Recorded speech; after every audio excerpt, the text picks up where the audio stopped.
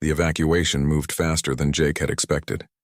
The Kree survivors, despite their exhaustion and fear, followed instructions perfectly. Parents carried small children.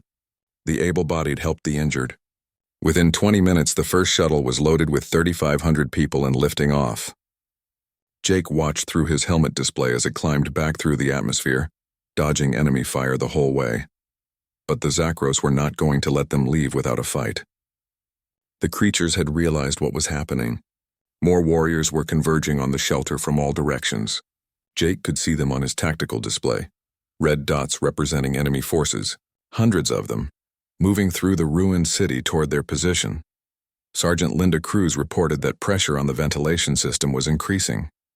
The Zakros were sending smaller and smaller forms through any gap they could find. She had collapsed 3 tunnel sections with explosives, but there were dozens of other routes. Her ammunition was running low. She asked Jake how much longer they needed to hold. Jake checked the evacuation progress. The second shuttle had just landed. They were loading it now. Then one more trip after that.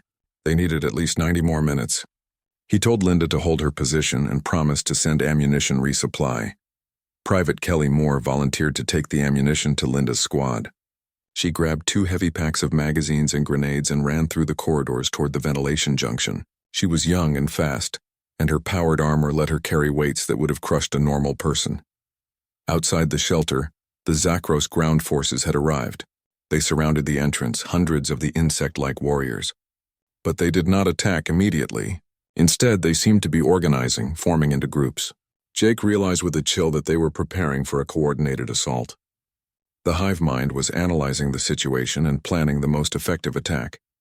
Corporal Nick Stevens suggested they collapse the entrance tunnel after the second shuttle left. It would trap them inside temporarily, but it would also keep the Zakros out until the third shuttle arrived.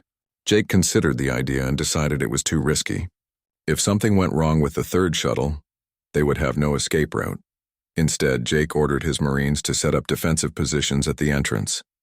They placed automated gun turrets that could fire independently. They rigged motion sensors and proximity mines. They created a killing ground where the Zakros would have to advance through overlapping fields of fire. The second shuttle lifted off with another load of survivors. That left about 3,000 people still in the shelter.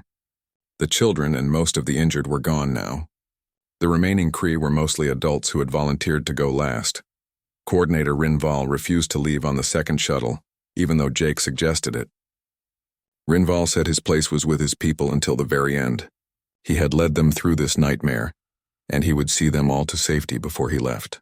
Jake respected that decision even though he thought it was foolish. Leaders who put themselves last earned the loyalty of their people. The Zakros finally attacked. They came in a wave, charging from all directions at once. The automated turrets opened fire first, their targeting computers tracking multiple enemies simultaneously. Zakros warriors fell by the dozens, but there were so many of them.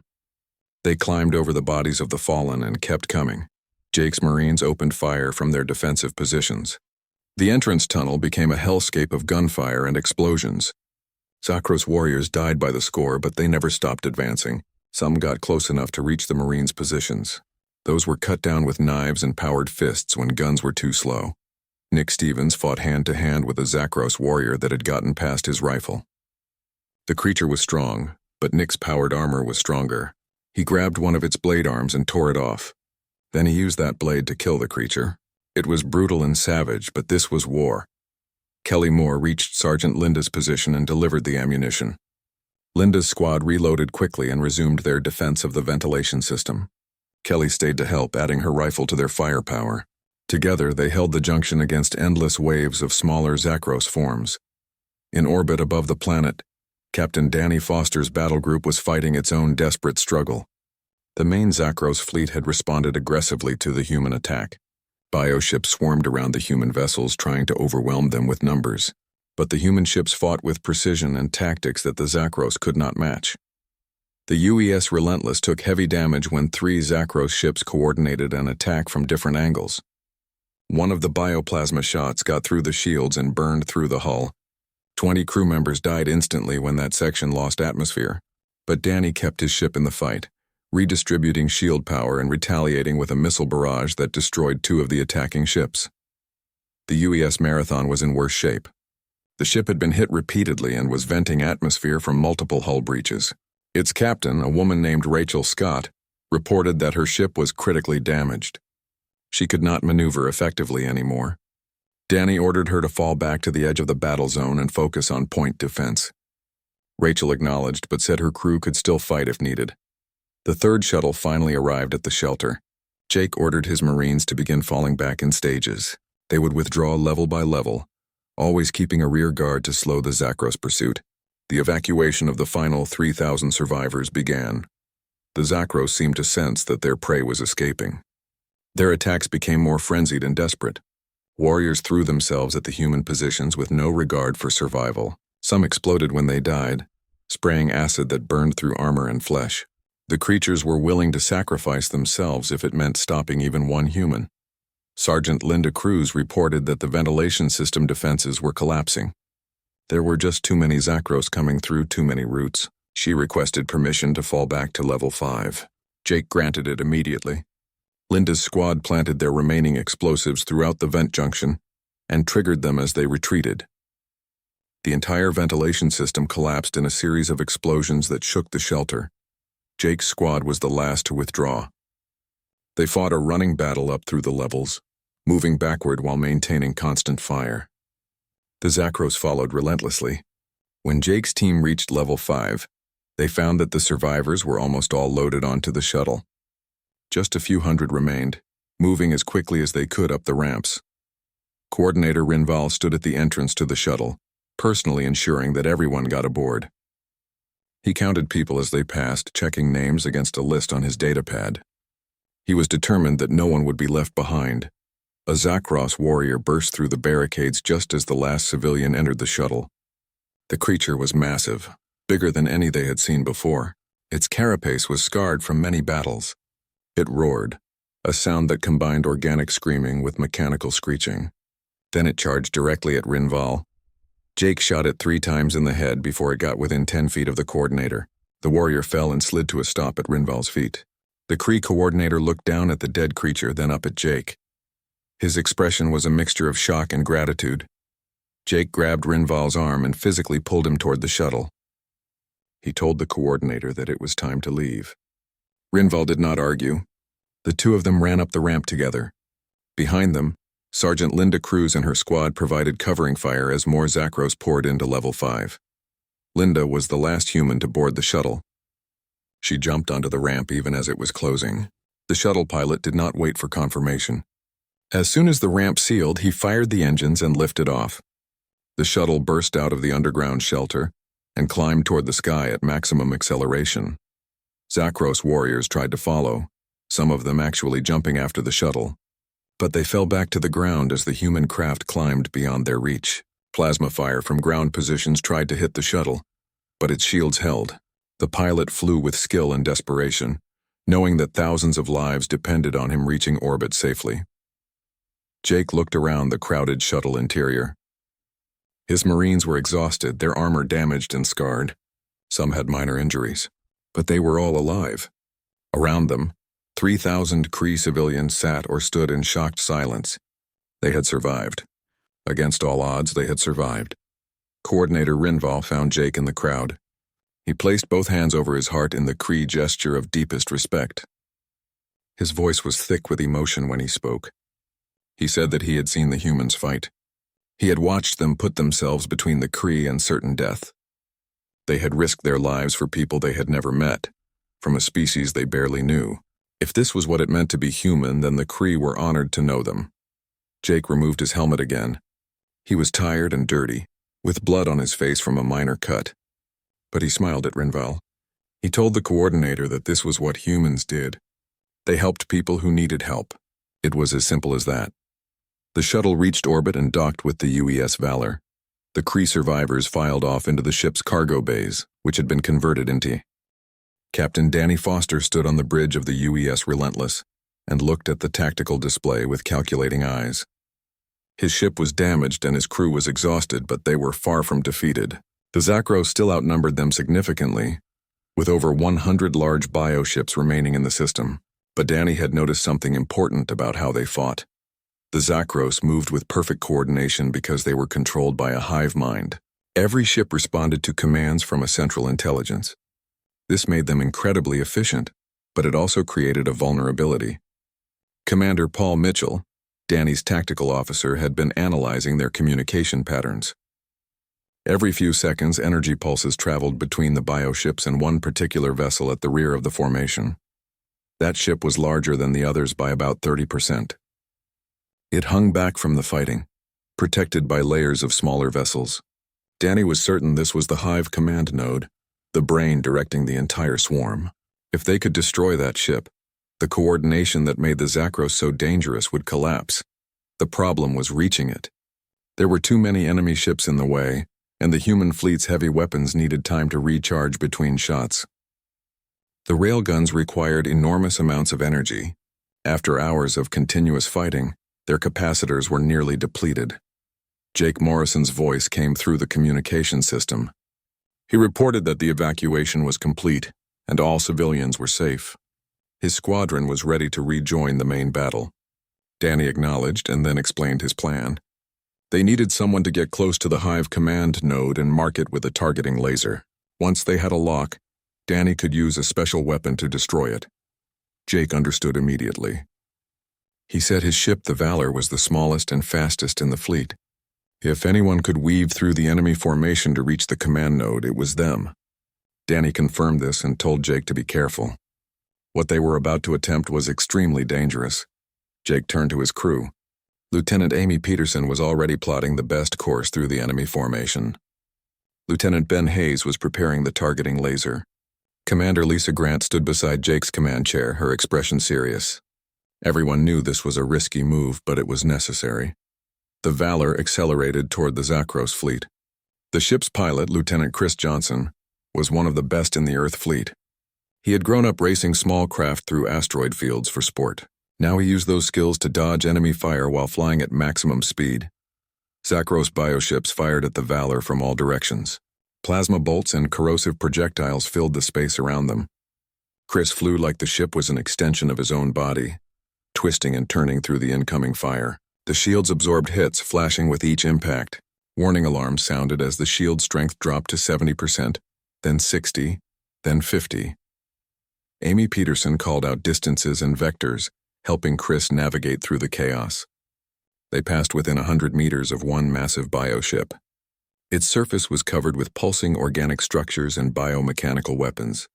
It fired at them with multiple guns simultaneously. Chris rolled the ship, presenting the strongest shield facing to the enemy fire. Ben Hayes watched his tactical display, tracking their progress toward the command node. They were 2 kilometers away, then 1 kilometer, then 500 meters. They needed to get within 200 meters for the targeting laser to maintain a solid lock through all the interference. A Zakros destroyer-class ship moved to intercept them. It was fast for its size, trying to block their path. Jake ordered weapons free. The Valor's railgun fired, and the hypersonic round punched through the destroyer's hull. The enemy ship shuddered but kept coming. Jake ordered a second shot. This time the destroyer's propulsion system exploded. The ship began to tumble out of control. They were now 300 meters from the command node, close enough to see it clearly on the visual displays. The ship was enormous and grotesque, covered in sensory organs and communication arrays. It pulsed with bioluminescent light as it coordinated the swarm's attacks. Ben Hayes activated the targeting laser. An invisible beam of high-powered light touched the command node's hull and held steady. The laser painted the target with a signature that every human ship could see on their tactical displays. Ben reported that the lock was solid and holding. Jake immediately called Danny Foster. He said they had the target marked and the lock was good. Danny acknowledged and told Jake to hold position for just 30 more seconds. Jake relayed this to Chris, who was already using maximum thrust to maintain their position against the Zakros ships trying to push them away. Aboard the Relentless, Danny turned to his weapons officer, Lieutenant Karen White. He told her to prepare the Gamma Strike package. This was humanity's most powerful non-nuclear weapon, something they had developed during the long Cold War period on Earth. It was a contained antimatter reaction that released a focused burst of gamma. Radiation Admiral Helen Cross appeared on Danny's communication screen. She had been monitoring the battle from Earth. Danny requested authorization to use the Gamma weapon. This was not something a captain could authorize on his own. The Admiral looked at the tactical situation for 3 seconds, then gave her approval. The weapon was unlocked and ready to fire. Karen White armed the missile and set the proximity fuse. The weapon would detonate 5 kilometers from the target, close enough for the radiation to be effective, but far enough that the Valor would not be caught in the blast radius. She confirmed that the weapon was ready and asked for permission to fire. Danny gave the order. The missile launched from the Relentless with a bright flare of its engine. It accelerated rapidly, its onboard computer guiding it toward the laser-designated target. The Zakros point defense systems detected the incoming threat immediately. Dozens of bioships tried to intercept it with their weapons, but the missile was too fast and too agile. It wove through the defensive fire like a living thing. Its AI-controlled flight system made thousands of micro-adjustments per second, predicting where the enemy fire would be and avoiding those spaces. In less than 10 seconds, it reached the designated proximity point and detonated. There was no visible explosion like a conventional weapon would produce. Instead, there was just a brief flash of exotic particles as matter and antimatter annihilated each other. But the invisible burst of gamma radiation was devastating to living tissue. The Hive command node's organic systems began dying immediately. Cells broke down as the radiation disrupted their molecular structure. The massive ship's bioluminescent glow flickered and faded. Its communication pulses stopped. Within 30 seconds, the entire vessel was dark and dead, tumbling slowly in space. The effect on the rest of the Zakros fleet was immediate and dramatic. Ships that had been moving in perfect formation suddenly lost coordination. Some continued their previous orders even when those orders no longer made sense. Others simply stopped moving altogether. A few collided with each other, their guidance systems confused without the hive mind's direction. Jake watched from the Valor as chaos spread through the enemy fleet. He told Chris to get them out of there while the Zakros were disorganized. The pilot needed no encouragement. He fired the main engines and the Valor shot away from the command node's corpse at maximum acceleration. Danny Foster saw his opportunity and took it. He opened a fleet-wide channel and ordered all ships to attack. The human vessels, though damaged and low on ammunition, fell upon the disorganized Zakros with professional efficiency. Without their coordinating intelligence, the bioships were just targets. The UES Relentless engaged 3 Zakros cruisers that were drifting aimlessly. Railgun shots destroyed their propulsion systems. Missile barrages finished them off. The UES Marathon, despite its heavy damage, used its remaining particle beams to slice through the hulls of 2 more enemy ships. Jake's squadron reformed and joined the attack. The Valor, Guardian, and Defender worked together to destroy a cluster of smaller bioships. They had learned the Zakros' weaknesses during the battle. Aim for the propulsion clusters first, then target the weapons, finally breach the hull and let vacuum do the rest. Some Zakros ships tried to flee. Their damaged hyperspace drives spun up, trying to open portals to escape. A few succeeded in jumping away, though where they would end up without proper navigation was anyone's guess. Most were destroyed before they could complete the jump sequence. The battle that had raged for hours began to wind down. One by one, the Zakros bioships were destroyed or disabled. The human fleet was relentless, giving no quarter and accepting no surrender. The Zakros had come to consume an entire civilization. Now they would pay the price for that aggression. Commander Paul Mitchell kept count of the enemy casualties on his tactical display. 90 confirmed kills, 100, 120. The numbers kept climbing as the human ships methodically eliminated every Zakros vessel in the system. 3 hours after the Gamma strike destroyed the Hive command node, Lieutenant Karen White reported that the battle space was clear. There were no remaining hostile contacts. Every Zakros ship was either destroyed or had fled the system. The battle was over. Danny Foster slumped in his command chair. He felt every one of his. 6 weeks after the Battle of Pelvara, the Galactic Council chamber was more crowded than it had been in centuries. Every species wanted to witness this historic session. The galleries were packed with representatives, observers, and media correspondents. The main floor held the official delegates, but all attention was focused on the center where 3 humans stood. Captain Danny Foster wore his dress uniform, the dark blue fabric marked with medals and insignia. Commander Jake Morrison stood beside him in similar attire. Between them, projected as a hologram from Earth, was Admiral Helen Cross. The three humans stood calmly while thousands of alien eyes studied them. Ambassador Velthar of the Kree Collective approached the central podium. His blue skin glowed with health now, a stark contrast to the desperate figure who had pleaded for help weeks ago. His voice was strong and clear when he began to speak. He did not recount the suffering of his people, though everyone present had seen the reports. The Zakros had killed millions of Kree before humanity intervened. Entire cities had been consumed. Families had been torn apart. But Velthar chose to focus on something else. He spoke of courage and sacrifice. He described how the humans had not hesitated when the Kree called for help. Every other species in the council had said it was impossible to fight the Zakros. They had offered sympathy but no action. Only humanity, the newest and supposedly most primitive member of the council, had actually done something. Velthar turned to face the three humans directly. He placed both hands over his heart in the deepest Kree gesture of respect. He said that 10,000 of his people were alive because of human bravery. Millions more had been saved when the Zakros advance was stopped.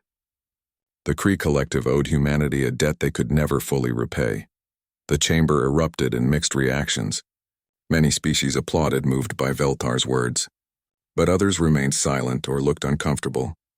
The old prejudices had not disappeared just because humans had won a battle. Elder Kryn of the Peaceful Assembly raised her crystalline hand for silence. When the chamber quieted, she spoke in her careful diplomatic voice.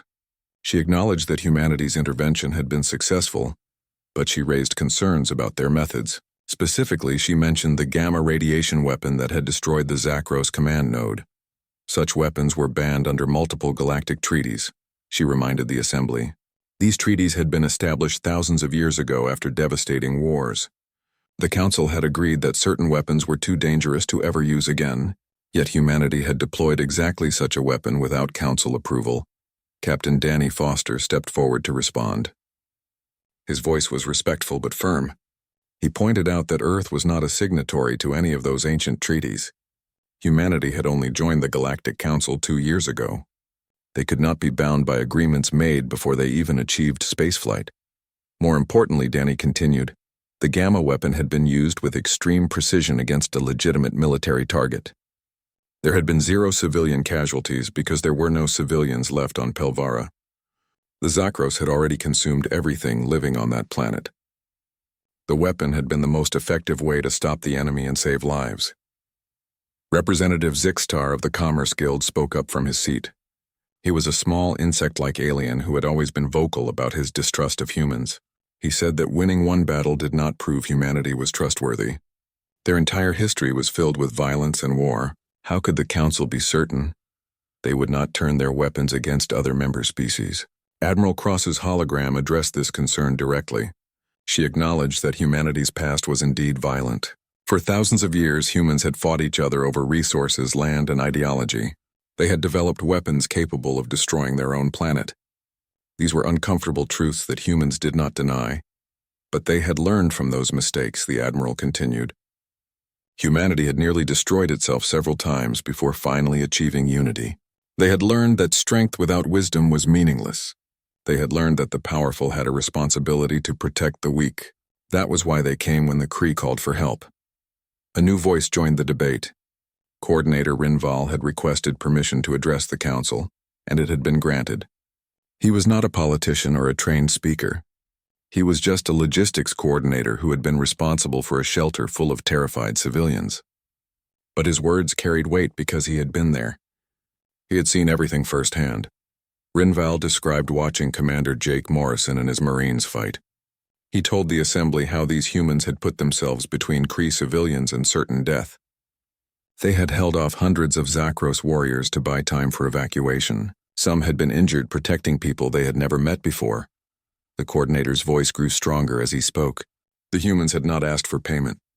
They had not negotiated terms or demanded concessions. They had simply come and fought and bled to save innocent lives. If that was what it meant to be a primitive warmonger, Rinval said, then the galaxy needed more primitive warmongers. His words created a long silence in the chamber. Finally, Elder Curran spoke again. Her tone was softer than before.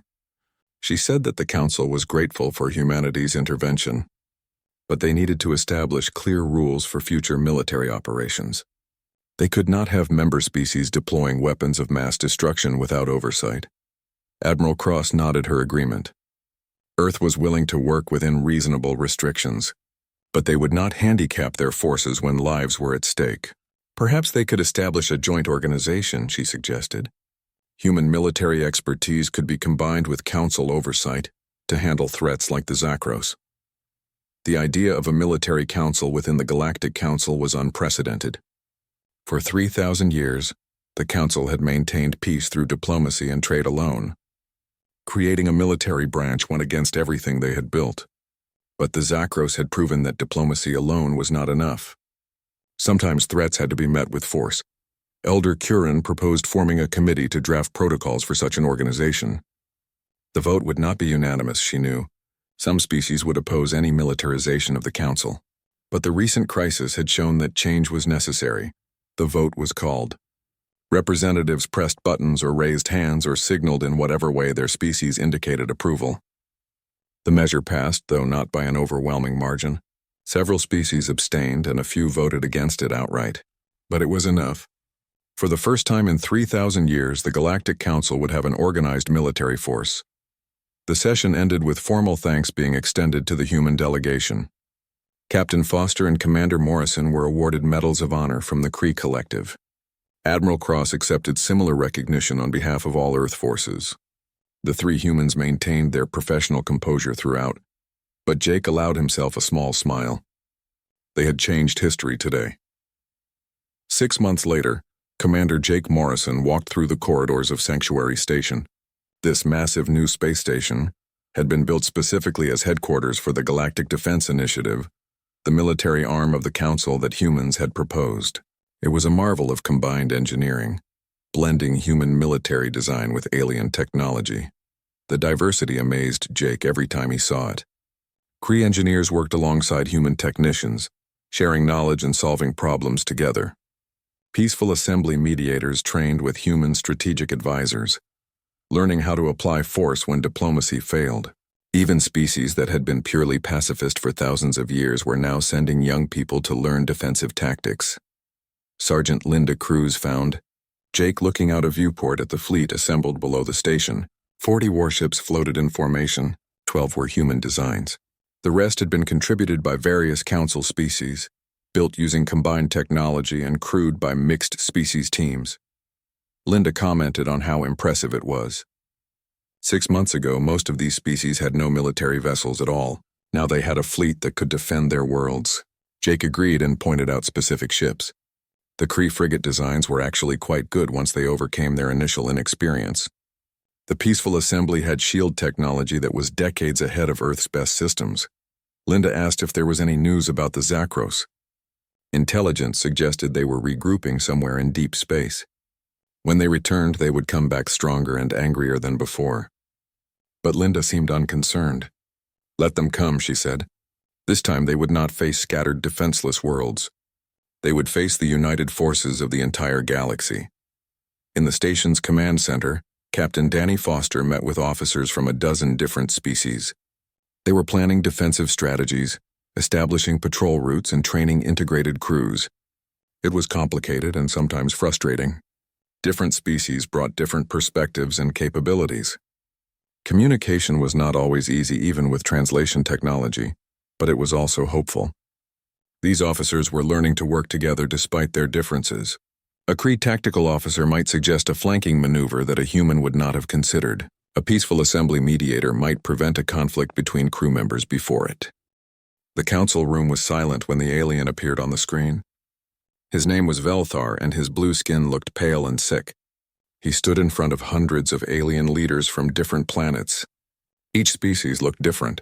Some had scales, others had fur, and some looked like living crystals. But they all had one thing in common. They were scared. Velthar's voice shook when he spoke. His people, the Kree, were dying. A terrible enemy called the Zakros swarm had attacked their worlds. These creatures were not like normal armies. They did not want land or resources to trade. They wanted to eat everything.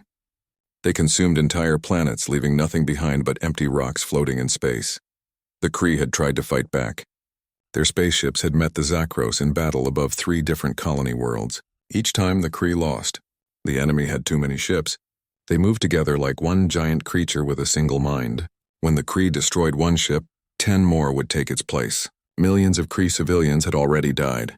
Many more would die soon unless someone helped them. The alien leaders in the council room looked at each other with worried faces. Nobody wanted to speak first. They all knew the truth. The Galactic Council had not fought a real war in 3,000 years. They had forgotten how. All the warrior species from the old days were gone now. The peaceful species that remained had built a civilization based on trade and talking, not fighting. An old alien named Kurin finally spoke. Her body was made of crystal that caught the light and made rainbow colors on the walls. She was one of the eldest members of the council and everyone respected her wisdom.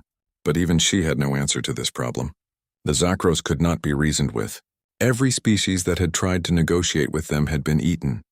Velthar looked directly at the council leaders. His eyes were desperate but also angry. He had come here begging for help and they were doing nothing. Then he said something that made everyone in the room go silent. He asked about the humans. The Deathworlders from a planet called Earth. The room erupted with voices. Half the aliens started talking at once. Some were shocked. Others were offended. The humans were barely part of the galactic community. They had only made contact with other species 20 years ago. Before that, nobody even knew they existed. When the council first learned about Earth, they were horrified. The planet was classified as a Class 12 death world. This meant it was one of the most dangerous planets in the known galaxy. The gravity was crushing. The weather was violent and unpredictable. The oceans were filled with enormous predators. Even the plants were often poisonous. Most council species would die within hours on Earth's surface without protective equipment. But humans had evolved there. They were born in that nightmare world and somehow survived. They were stronger than most species because of the heavy gravity. They could eat almost anything, including the flesh of other creatures which most civilized species found disgusting. They even kept smaller creatures called pets that were descended from predators. Worse than all of that, humans still remembered how to fight wars. They had spent most of their history fighting each other. Even now, barely 2 decades after joining the galactic community, they maintained military forces. They had warships equipped with weapons that made other species uncomfortable. They trained their young people to be soldiers. A merchant named Zixtar spoke against the idea immediately. He said humans were dangerous and unpredictable. They could not be trusted with military power. If the council asked for their help now, it would set a terrible precedent. It would legitimize violence as a solution to problems. But Velthar did not back down. He pointed out the simple truth. The Kree needed warriors, and the humans were the only warriors left in the galaxy. Philosophy and diplomacy would not stop the Zakros. Only force would work. The humans had force, the council argued for hours. Some wanted to help the Kree but did not know how. Others did not want to involve the humans because they feared what might happen. A few even suggested that the Kree should simply evacuate their worlds and find new homes elsewhere in the galaxy. Velthar rejected this idea with barely controlled rage. The Kree Collective had 20 billion citizens spread across 40 worlds. Where would they all go? Finally, Elder Kurin made a decision. She would send a message to Earth. The Council would make an official request for human military assistance. She emphasized that this was only for the current crisis. It did not mean the humans would become the galaxy's permanent army. Once the Zakros threat was dealt with, things would return to normal. Several council members voted against this decision, but the majority agreed. They had no choice. The message was sent to Earth immediately. Far across the galaxy, Commander Jake Morrison sat in his chair aboard the spaceship UES Valor. He was bored. His ship had been on patrol duty for 6 months. Nothing interesting ever happened on patrol. They flew in circles around the frontier zone, checking for pirates or smugglers. They rarely found any. Jake had read every book in the ship's computer system. He had watched every movie twice. His crew was restless and tired of the routine. Lieutenant Amy Peterson was working at the communications station when the priority message arrived. She was a skilled officer who had served with Jake for 3 years. She looked up from her screen with wide eyes. The message was coded Priority Alpha. That was the highest level. It meant something important was finally happening. Jake told her to put the message on the main screen. Admiral Helen Cross appeared. She was the commander of Earth's deep space fleet. Her face was serious. She did not waste time with pleasantries. She immediately told Jake about the Zakros swarm and the Kree request for help. The Zakros were killing billions of aliens. They were consuming entire worlds. The Galactic Council had finally admitted they could not handle the situation alone. They were asking humans for help. Jake felt his heart beat faster. This was what they had trained for. This was why Earth had built warships in the first place. Admiral Cross explained that Jake's ship would join a larger battle group. A captain named Danny Foster would be in overall command. Their mission was simple but difficult. They had to stop the Zakros advance. They were authorized to use any means necessary. The Admiral's final words were clear. The galaxy was watching. The humans needed to show what they could do. Jake stood up and looked at his crew. Lieutenant Peterson was already calculating jump coordinates. Lieutenant Ben Hayes at the weapons station was checking all their guns and missiles. Commander Lisa Grant, Jake's second-in-command, stood beside him with an eager smile. She had been waiting for real action, just like everyone else. Jake activated the ship-wide intercom so everyone could hear him. He told the crew they had received deployment orders. They were going into combat against an alien enemy. It would be dangerous. 15 billion lives were depending on them. But this was what they had trained for. This was why they existed. It was time to show the galaxy what humans could do. All over the ship, crew members rushed to their stations. The engines powered up. The weapon systems came online. The UES Valor prepared to jump across the galaxy to a war zone. Jake allowed himself a small smile. The peaceful galaxy was about to learn an important lesson. Sometimes the only way to keep peace was to be very good at war. Earth was sending its warriors. The Deathworlders were coming. The jump across the galaxy took 3 days. When the human fleet finally arrived at the Kree system, Jake Morrison felt his stomach tighten at what he saw on the screens. The planet below them had once been beautiful. Now it was dying. Pelvara had been home to 6 million Kree. It had green forests and blue oceans. Cities stretched across 3 continents. The Kree had built their civilization there over thousands of years. Now, after just 5 days of Zakros occupation, the planet looked like a corpse. Lieutenant Amy Peterson stared at her screen and whispered a curse. The planet's surface was covered with strange organic structures. They looked like enormous towers made of flesh and bone. Hundreds of alien ships circled the planet in precise patterns. These were the Zakros bioships, living vessels grown rather than built. Each one was the size of a city block. Smaller ships, still larger than human destroyers, flew between them like insects.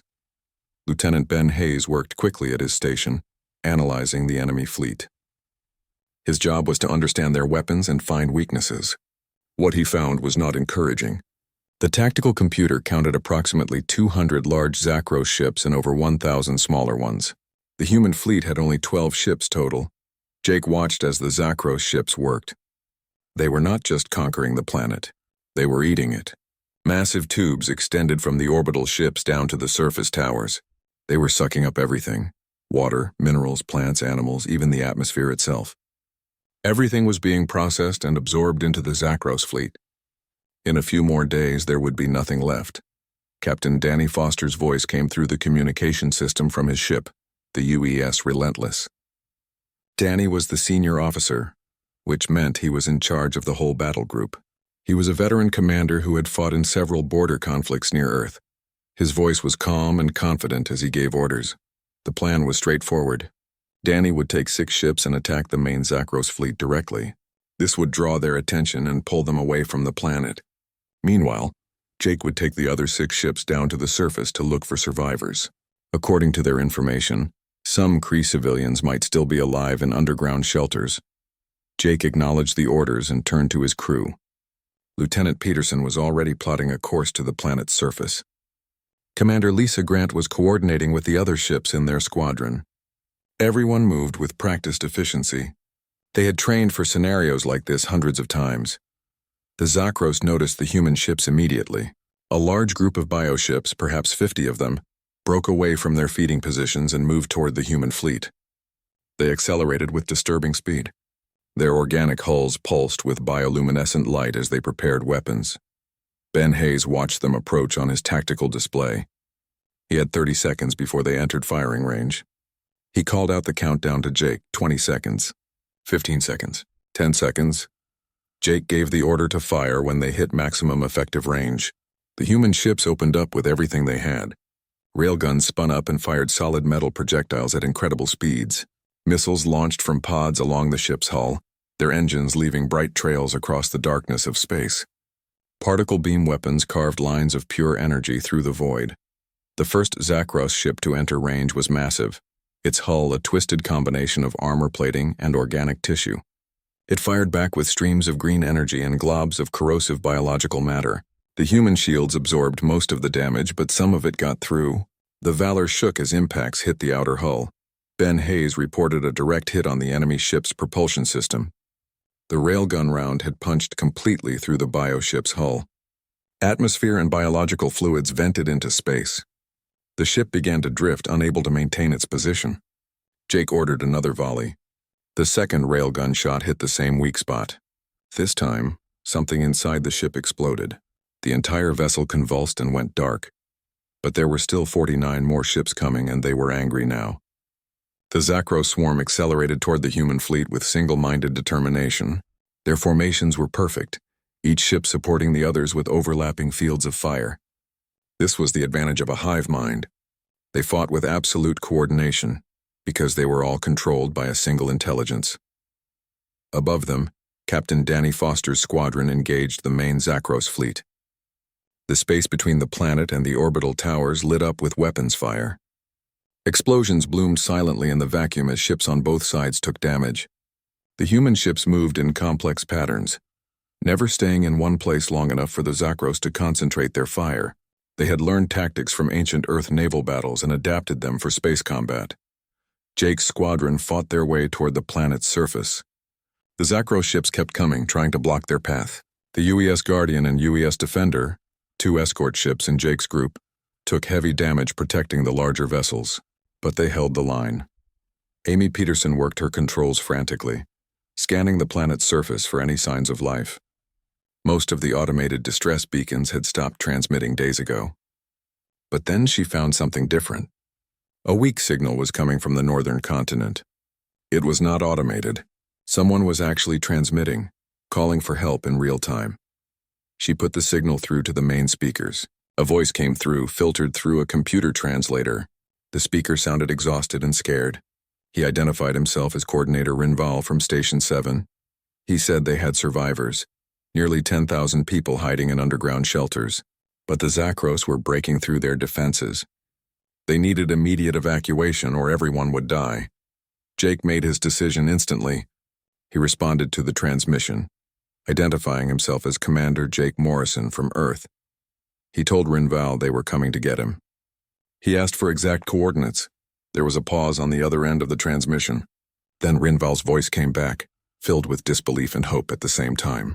He repeated Jake's words as a question. Humans had come? The humans actually came to help them. Jake confirmed it.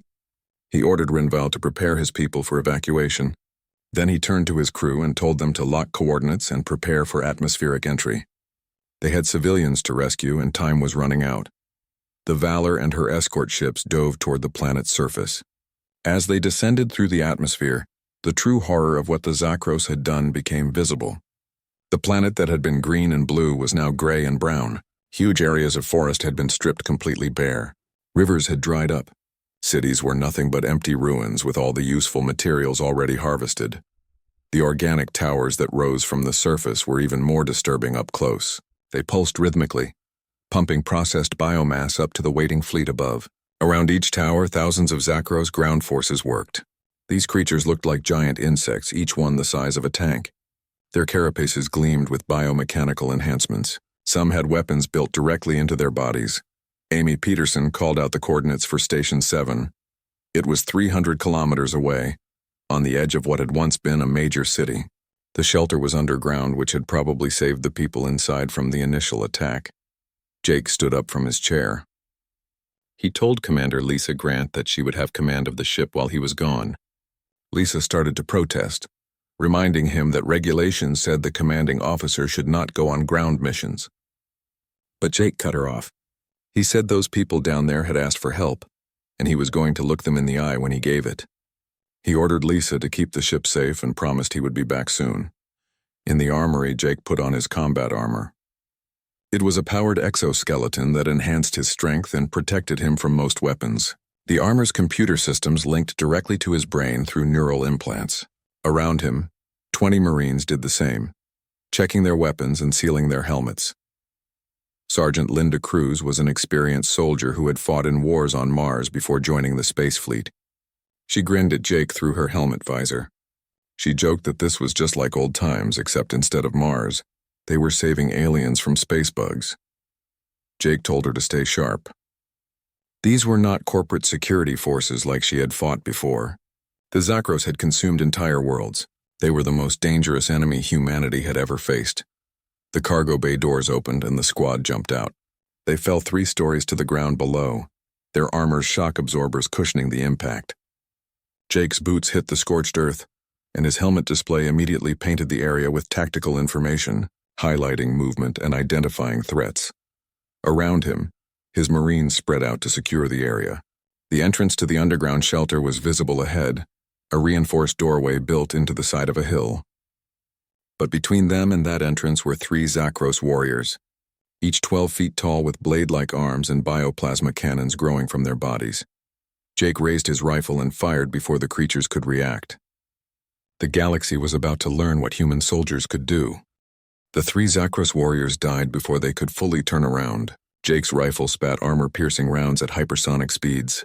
The magnetic accelerator in his weapon was far more powerful than conventional guns. Each shot carried enough kinetic energy to punch through tank armor. The first creature's head exploded in a spray of yellow blood. The second took 3 rounds to its center mass and collapsed.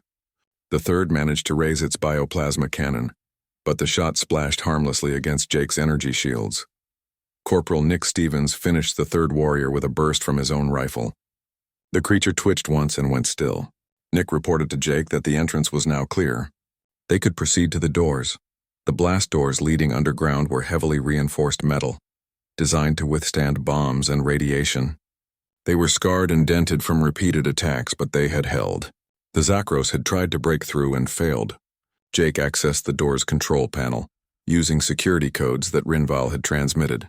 The massive doors ground open slowly, revealing a dark corridor lit only by red emergency lights. Jake spoke into his radio, telling Coordinator Rinval that they were at the door and ready to begin evacuation. Rinval's voice came back stronger now, energized by hope.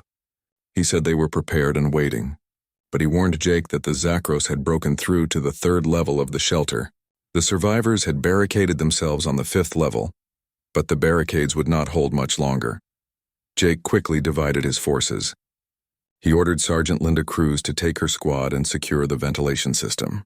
The shelter's blueprints showed 4 large ventilation shafts that were big enough for Zakros warriors to crawl through. Linda needed to block those routes or the creatures would flank them. If necessary, she should plant explosives to collapse the shafts entirely. Jake would take the remaining Marines and go straight down the main corridor to level 5. They would clear any Zakros forces along the way and establish a defensive perimeter around the survivors. The 2 squads split up and moved into the shelter. The corridors were wide enough for 3 people to walk side by side, but they felt claustrophobic with the low ceilings and dim lighting. Emergency signs in the Cree language pointed toward different sections of the facility. The wall showed signs of fighting. Scorch marks from energy weapons, claw marks where Zakros warriors had scraped against the metal, and blood, both blue Cree blood and yellow Zakros ichor. As Jake's squad descended deeper into the shelter, they found more evidence of desperate resistance. The Cree civilians had not gone quietly. They had armed themselves with whatever they could find: industrial cutting tools, chemical sprayers, pieces of broken machinery. They had fought against the Zakros, but courage alone was not enough against creatures designed for killing. Bodies lay in the corridors, both Cree and Zakros. Jake's Marines stepped carefully around them, maintaining their formation. Private Kelly Moore, the youngest member of the squad, said a quiet prayer as they passed a group of dead Cree civilians. She was only 19 years old, fresh out of training. This was her first real combat mission. They reached level 3 and found the breach immediately. A massive hole had been torn through the ceiling. Debris and broken support beams lay everywhere, and through that hole Zakros warriors were climbing down. Dozens of them, maybe hundreds. They moved with insect-like efficiency, their multiple legs finding purchase on the rough surfaces. Their mandibles clicked together in a sound that might have been communication, or might have been anticipation of the kill. Nick Stevens was the first to spot them. He shouted a warning and opened fire. The corridor erupted into chaos. Jake's squad formed a firing line, their weapons creating a wall of hypersonic projectiles. The Zakros charged straight into the gunfire with no regard for their own survival. That was the nature of a hive mind. Individual units were expendable as long as the hive as a whole survived. The Marines' weapons were devastating at close range. Each round that hit a Zakros warrior tore through its carapace and shredded the soft tissue inside. Yellow ichor sprayed across the walls. Creatures that weighed half a ton were knocked backwards by the impacts. But for every warrior that fell, 2 more seemed to take its place. Kelly Moore's rifle overheated from continuous firing. She swapped to her sidearm without missing a beat, just like she had been trained. A Zakros warrior got within 10 feet of their position. She shot it 3 times in what she hoped was its face. The creature fell and did not get up. Jake monitored the battle through his helmet display while firing his own weapon. His tactical computer tracked ammunition expenditure, enemy positions, and the status of his Marines. Everyone was still alive, but they could not hold this position forever. The Zakros just kept coming, pouring through the breach in an endless stream. He called back to the ship requesting fire support from orbit. Lieutenant Ben Hayes responded immediately from the UES Valor. Ben said he could hit the breach point with a railgun strike, but Jake and his squad were danger close. The explosion would be massive. Jake made the call. He ordered his squad to fall back to the next junction and take cover. They retreated in good order, maintaining suppressive fire as they moved. When they reached the junction point, Jake gave Ben the coordinates and told him to fire. The railgun round came down from orbit at a significant fraction of light speed. It was just a solid tungsten rod with no explosive warhead, but at that velocity it did not need explosives. The kinetic energy alone was equivalent to a small nuclear bomb. The round hit the level 3 corridor with devastating effect. The entire shelter shook. The walls cracked. Dust rained from the ceiling. When Jake looked back at where the corridor had been, there was just a smoking crater. The breach was gone, sealed by tons of collapsed debris. More importantly, the stream of Zakros warriors was cut off.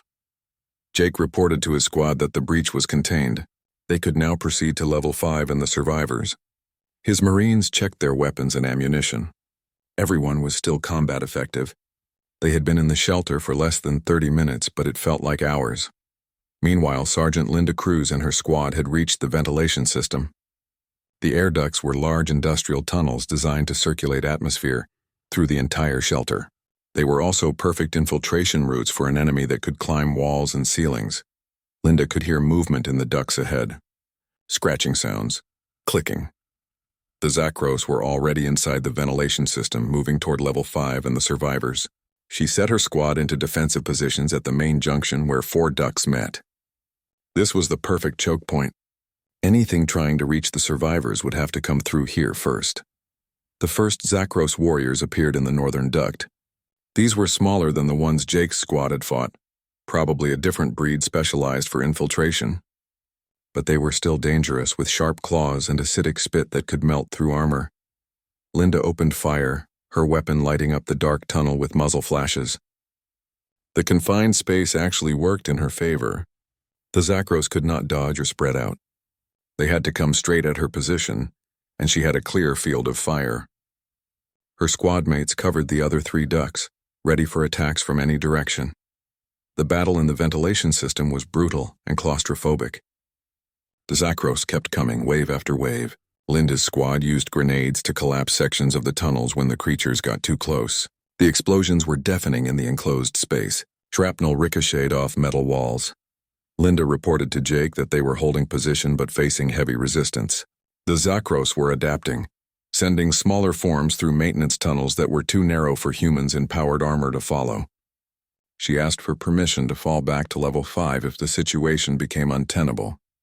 Jake told her to hold as long as possible but gave her authority to withdraw if necessary. They just needed time. The shuttles were on their way from orbit. Once they arrived, they could start evacuating the survivors. Jake's squad reached level 5 without encountering further resistance. The survivors had barricaded the main entrance with furniture, equipment, anything they could find. When Jake identified himself, the barricades were quickly pulled apart. Coordinator Rinval stood on the other side, and Jake got his first good look at a Kree civilian. Rinval was shorter than Jake, maybe 5.5 feet tall. His skin was bright blue and smooth. His eyes were large and expressive. He wore practical work clothes that were now stained with dirt and blood. Behind him, thousands of other Kree crowded the corridors and rooms of level 5. They looked exhausted and terrified, but when they saw the human Marines, something changed in their expressions. Hope. Rinval placed his hand over his heart in what Jake guessed was a Kree gesture of respect. He thanked Jake for coming. He said the humans had answered their call when no one else would.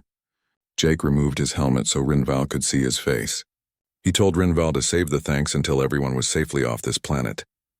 Jake explained the evacuation plan. 3 shuttles were inbound from orbit, each capable of carrying 3,500 people. That meant they could evacuate all 10,000 survivors in 3 trips. Priority would go to the injured and the young first. The adults would go last. Rinval nodded in amity,